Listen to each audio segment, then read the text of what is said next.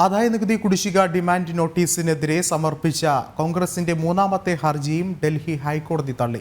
നേരത്തെ 2 തവണ നൽകിയ ഹർജികളും കോടതി തള്ളിയിരുന്നു. 4 വർഷത്തെ കുടിശ്ശികയായ 100 കോടി രൂപ അടയ്ക്കാൻ ഡിമാൻഡ് നോട്ടീസ് നൽകിയ കേസിലാണ് നേരത്തെ ഹർജി തള്ളിയത്. കോൺഗ്രസിന് ആദായനികുതി അപ്പലേറ്റ് ട്രൈബ്യൂണലിനെ സമീപിക്കാമെന്നും ഹൈക്കോടതി വ്യക്തമാക്കി.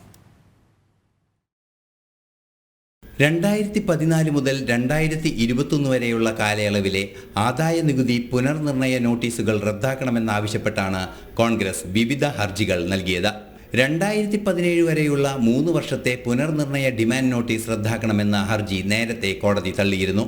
100 കോടിയിലേറെ രൂപയുടെ കുടിശ്ശിക ആവശ്യപ്പെട്ട ഡിമാൻഡ് നോട്ടീസിനെതിരെ നേരത്തെ നൽകിയ ഹർജിയും കോടതി തള്ളി. ഡിമാൻഡ് നോട്ടീസ് സ്റ്റേ ചെയ്യണമെന്ന കോൺഗ്രസിന്റെ ഹർജിയാണ് മാർച്ച് 8-ന് തള്ളിയത്.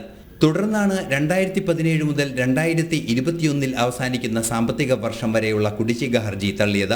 അന്തിമഘട്ടത്തിൽ ഹർജിയുമായി കോടതിയെ സമീപിക്കുന്നത് അംഗീകരിക്കാനാവില്ലെന്ന് വ്യക്തമാക്കിയാണ് നടപടി.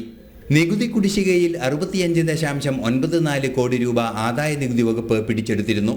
ഡിമാൻഡ് നോട്ടീസിനെതിരെ ഇൻകം ടാക്സ് അപ്പലേറ്റ് ട്രിബ്യൂണലിനെ സമീപിക്കാമെന്നും വ്യക്തമാക്കിയാണ് ഹർജികൾ തള്ളിയത്. 500 കോടി രൂപയിലേറെയുള്ള കോൺഗ്രസിന്റെ വരുമാനത്തിന്റെ നികുതി പുനർനിർണയം നടത്തുകയാണ് ആദായ നികുതി വകുപ്പ്. ന്യൂസ് ഡെസ്ക്, ജനം.